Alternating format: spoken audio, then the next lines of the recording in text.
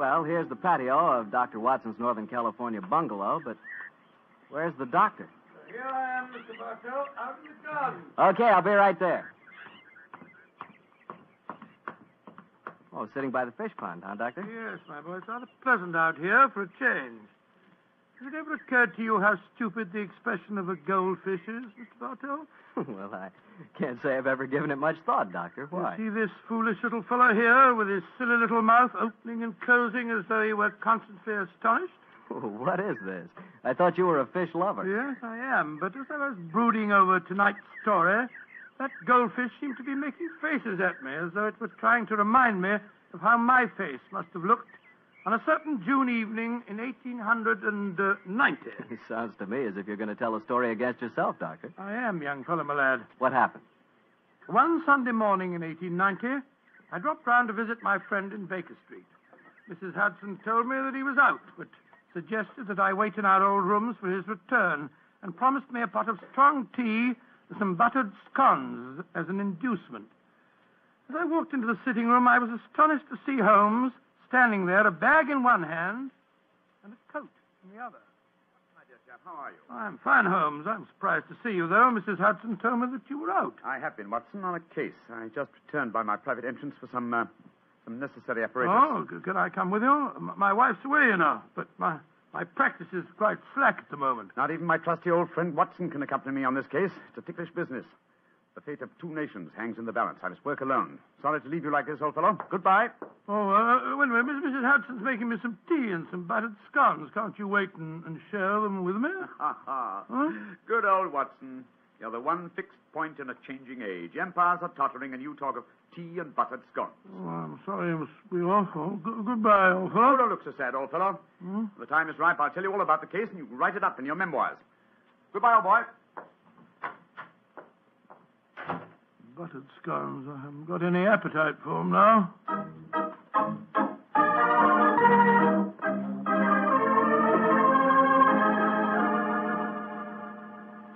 Did you enjoy the scones, Dr. Watson? Oh, I'm afraid my appetite disappeared when Mr. Holmes left. It did it?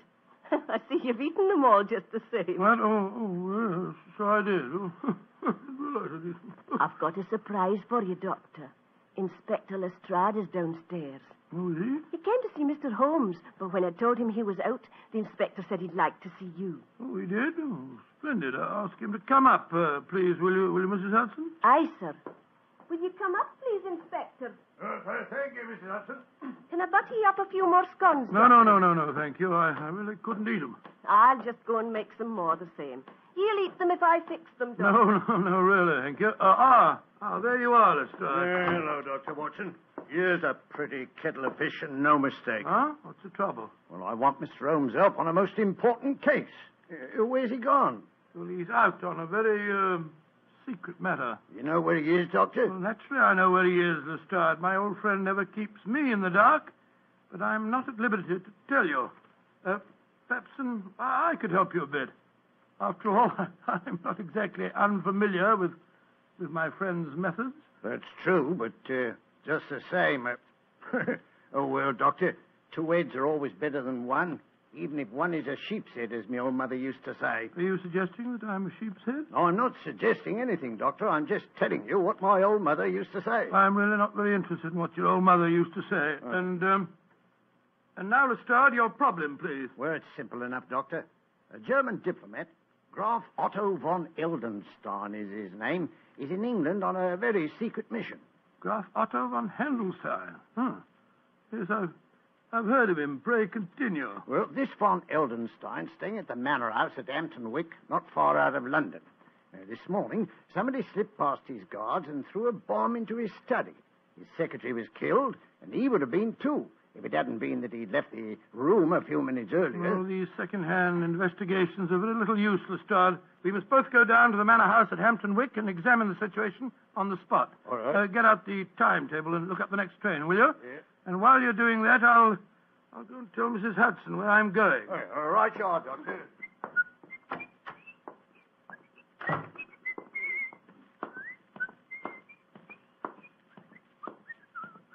Here are the scones, Doctor. I was just bringing them up to you. Scones? Well, who can think of scones?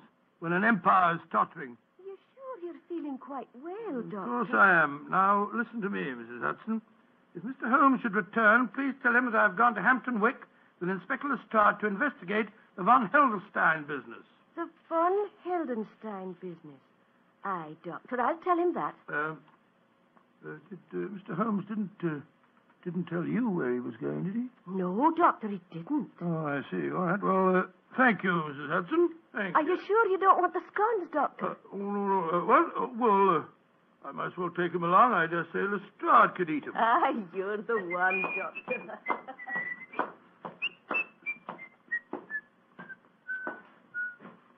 Yes, I suppose this is rather exciting.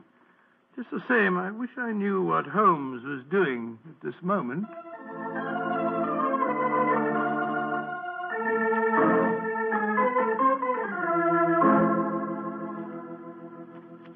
You are Herr Sherlock Holmes? Yes, I presume Graf Otto von Heldenstein is expecting me? Yeah, Herr Holmes. He was so anxious that you would come here to the Manor house. I left immediately after I got his summons. He's very weak. He has lost much blood from the injuries he received this morning. Injuries that no one knows about, eh? Nein, Herr Holmes. Only I, his old and faithful servant, knows. Follow me, please. I will take you to him.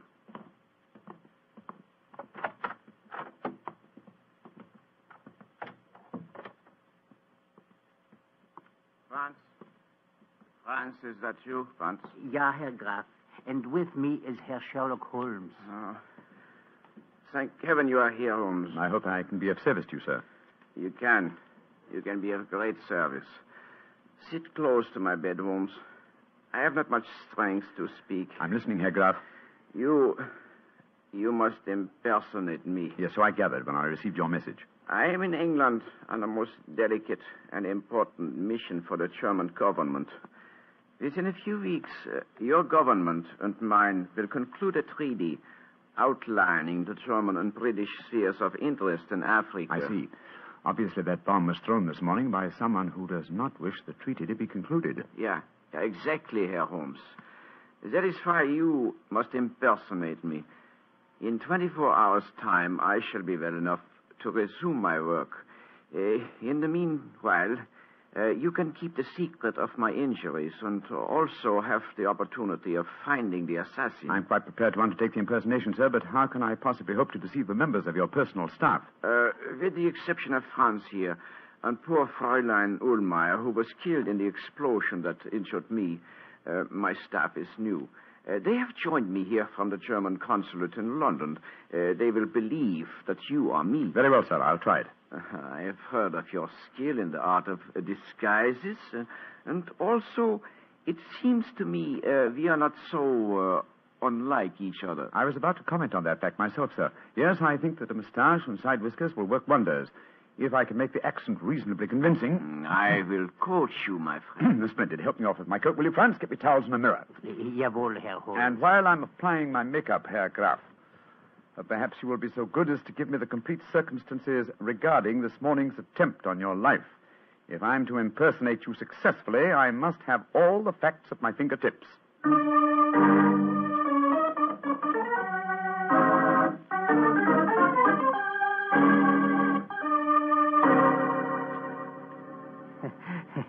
Wunderbar. It is amazing, Herr Holmes.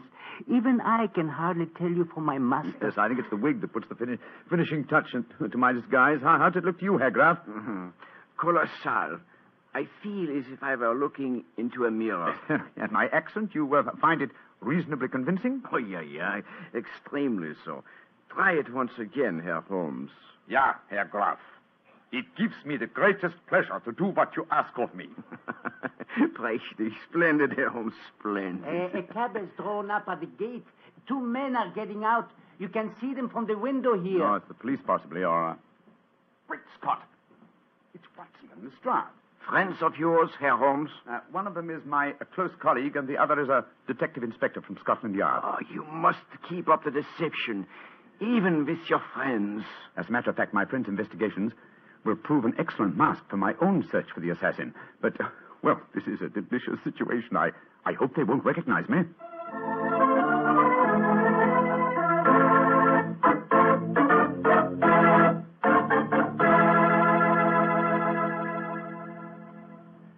am Graf Otto von Heldenstein, gentlemen. You wish to see me? How do you do, sir? My name is Watson, Dr. Watson, and this is Inspector Lestrade of Scotland Yard. How do you do, sir? Inspector. Dr. Watson, may I ask if I have the great distinction of addressing the Dr. Watson, friend of Sherlock Holmes? Oh, I'm very flattered that you know me, Herr Graf. But who does not know the great Dr. Watson? In my country, many people think that you are the real brains of the combination. Tell me, Herr Doctor, is that true? Well, I wouldn't exactly say that, sir. Of course, you have both come here to investigate what occurred this morning. Yes, we have, sir. Please sit down. If you can find any furniture that is unbroken. Oh, thank you, sir. I must say the place is in a bit of a mess. And now, Herr Graf, please tell us exactly what happened. Yeah. I will tell you everything, Herr Doctor. This morning I was working in here with my secretary, poor Fräulein Ulmer. I had occasion to go upstairs to my room to get some necessary papers. As I came down the staircase to return here, I heard a scream from Fräulein Ulmer. A moment later, there was a most frightful explosion. The concussion stunned me. When I came to, my poor secretary was dead. What people were inside the house at the time of the explosion? The servants were all at the church. The only people here was my secretary who was killed. My servant, Franz. I can vouch for him because he was upstairs when I went for my documents. There were 3 other people in the house, however. Madame Lisa Verona, my hostess, and the owner of this house. A young Englishman from the Home Office. His name is Hilary Adams, and the third person in the house was a member of the German embassy, Colonel Schweiger. Oh, then it's just a matter of cross-questioning the 3 of them as to their alibis at the time of the explosion. I'll take them one at a time, Lestrade. Ring for that servant fellow. What was his name? Franz. Franz, that's the name. This is a rare privilege to watch a master detective at work. Yes, Herr Graf. I shouldn't be surprised if my methods teach you quite a bit about the art of detection.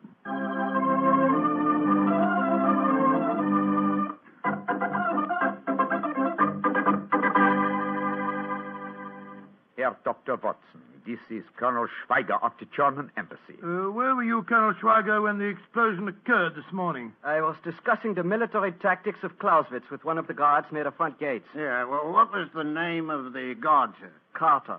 Mr. Arthur Carter. Yeah, I'll check on that. Thank you, Colonel Schweiger. Please ask Madame Lisa Verona to come in with us. Questions, nothing but questions. Leave me alone. I'm sorry, madam. All I want to know is where were you when the explosion occurred this morning? Where was I?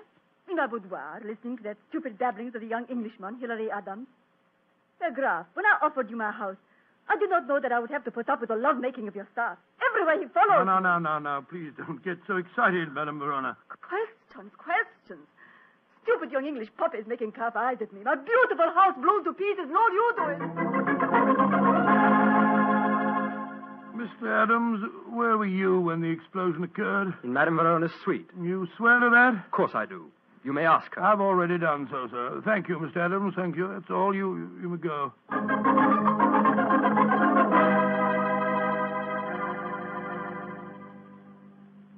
Well, Lestrade, did you check on Colonel Schweiger's alibi?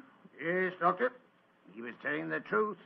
He was talking to the colonel when the explosion happened. Dear me, Herr Doctor, your examination has not been very successful, has it, sir? Everyone has an alibi. Yes, but the alibis of Madame Verona and the young Englishman, Hilary Adams, depend on each other's words. They might be lying. When you've been dealing with criminals as long as I have, Herr Graf, you learn to look far deeper than the obvious. Yes, Lestrade and I shall return to London now and make some inquiries. You will hear from me, sir, before the day is over.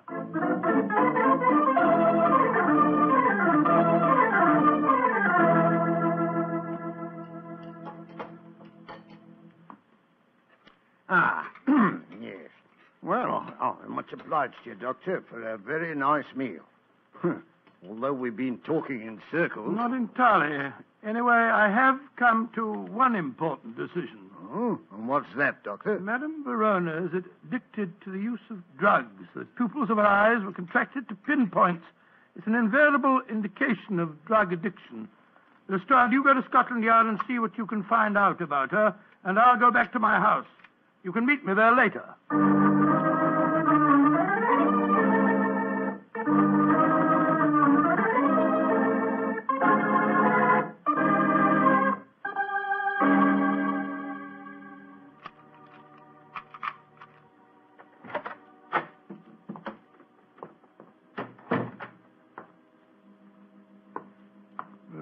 wish Mary wasn't away. It's the cook's night out, confound it. I can't see a thing. I'll strike a match. That's better. Hello? Who's that in the drawing room? Who is it? Watson! I thought you'd never come. Holmes, where on earth do you spring from? Never mind that, old chap. I've come to warn you. Keep out of the von Heldenstein business if you value your life. Well, how did you know that I was working on the case? I have time to tell you now, but I implore you. Keep out of it. There are dangerous forces at work. Forces that would snuff out your life without a thought. Please believe me, old chap. And do as I... Quick, Watson! Under the dining room! Vamos, down the ball!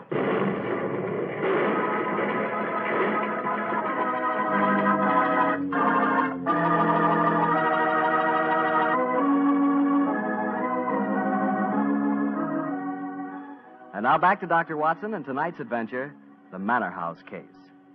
Well, that was a fine place to break off your story, Doctor, I must say. Mr. Bartell, I thought I'd keep you in as much suspense as possible. Well, what happened next? Were you and Holmes injured when that bomb exploded? No, my boy. The concussion of the explosion knocked me out for a few minutes. When I came to, Holmes had disappeared. And I can imagine where he'd gone.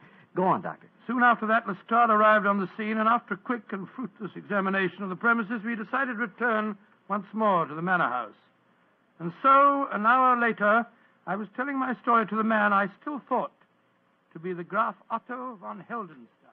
But this is dreadful, Herr Doctor. The bomb might easily have killed you. Oh, I was ready for it, sir. Quick thinking and presence of mind are my stock in trade, you know. When I heard the ghastly crash, I flung myself under the dining room table. I'm most distressed that you yourself should be exposed to such danger. Not at all, Herr Graf. As a matter of fact, I exposed myself deliberately to the attack.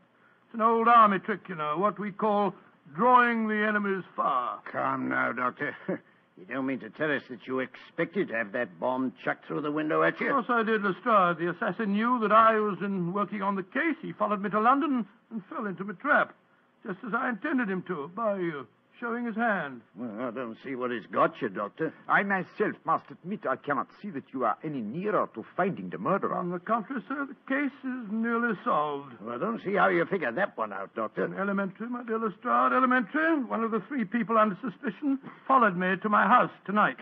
The second bomb was thrown at approximately 7 o'clock. Now, it's only a question of finding which one of the three cannot account for his movements at that time.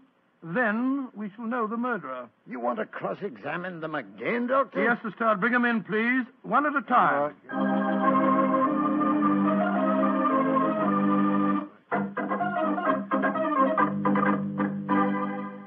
Colonel Schweiger, where were you at 7 o'clock tonight? Discussing the military tactics of Clausewitz with Mr. Carter of the Home Office Guards. Great Scott, that's what you were doing at 11 o'clock this morning, too. It would take many days of discussion for two students to appreciate all the subtleties of Clausewitz. Yeah, I'll check on that again, Doctor. Thank you, Lestrade. And please ask Madame Verona to come in, will you? Questions, and still more questions. Where was I 7 tonight, you ask me? I was listening to more babblings from that stupid young Englishman. Ask him for yourself. Mr. Adams, where were you at 7 tonight? With Madame Verona in her boudoir. There is a curious sameness about the pattern of life in this house, is there not, Herr Doctor?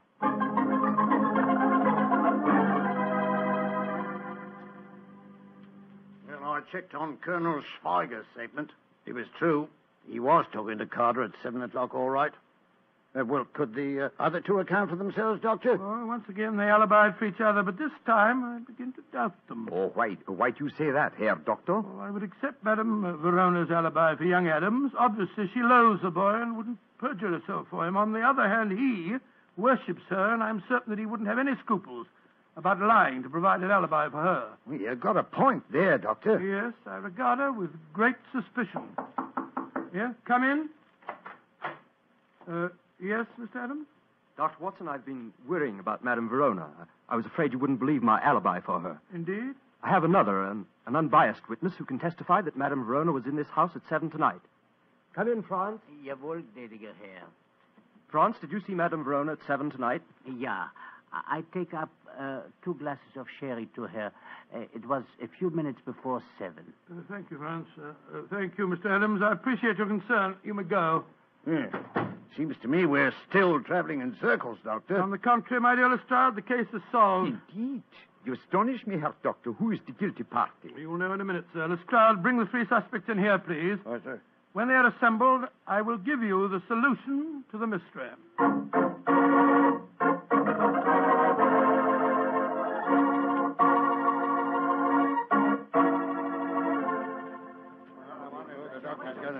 Ladies and gentlemen, the mystery is solved, and I must apologize for any little inconvenience that you've undergone. You, Madame Verona, you, Colonel Schweiger, and you, Mr. Adams, have all unshakable alibis. Therefore, the solution's obvious. As my dear friend Sherlock Holmes has often said, eliminate the impossible, and whatever remains, no matter how improbable, is the truth. Therefore, the only person that could have thrown both bombs is you yourself, Graf Otto von Heldenstein. Why, George, I believe you're right, Doctor. What have you got to say for yourself, sir? That I, too, Herr Doctor, have an unshakable alibi. Oh, what is it? I was with you, Herr Doctor, when the second bomb was thrown. What on earth are you talking about? I was alone, sir. Oh, come now, old fellow, that's not true. Holmes. What? Holmes, how could you? Mr. Holmes. Well, strike me. Don't be angry with me, old chap. Oh, you made a complete No, fool not of me, at all, my Holmes. dear fellow, not at all. I've never I seen suppose any... you got the real solution to the case, as usual, Mr. Holmes. Yes, Lestrade, I have. Well, let's hear it, then. Might as well show me up Oh, for the my dear acid Watson, I've stop been, huh? berating yourself. You really handled the case very well. You made only one mistake. Huh? May I revise that dictum of mine which you just quoted? Eliminate the possible, and then, if nothing remains, some part of the impossible must be possible. Which part? Colonel Schweiger's alibi was valid. So was Madame Verona's, since it was corroborated by the trusty France. But what does your alibi rest on, Mr. Adams? Madame Verona's told you I was here at 7. Yes, but Madame Verona is addicted to the use of drugs. I'm sure that you spotted that back, Watson. Yes, as a matter of fact, I did. Your mistake, old chap, was in not drawing the correct conclusion. Mr. Adams' alibi depends on the unsupported word of a drug addict. Now, the use of drugs notoriously destroys, first of all, the sense of time. Any trick such as the resetting of clocks could be worked on her without her noticing. Her word on a time alibi is completely valueless. Then Adams is the man Fools, meddlers, why don't you... He's a murderer and a traitor.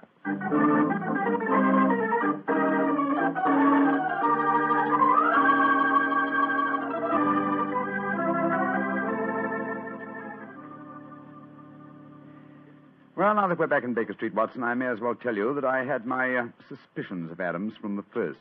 You did? Why? Well, my brother Mycroft had told me that he was suspected of being a traitor at heart. He's been under observation for some years. He was purposely given this assignment as a definite test of his integrity. Well, I understand it all now, Holmes. It's the same. I did make an ass of myself in front of Lestrade, too. Don't worry about it, old chap. Please don't worry. You always can correct that impression, you know. Yours will be the last word. Huh? How do you mean? Well, when you come to write this story in your memoirs, my dear fellow, you can always do a little, what should we say, re-editing of your own parts. Posterity never need know.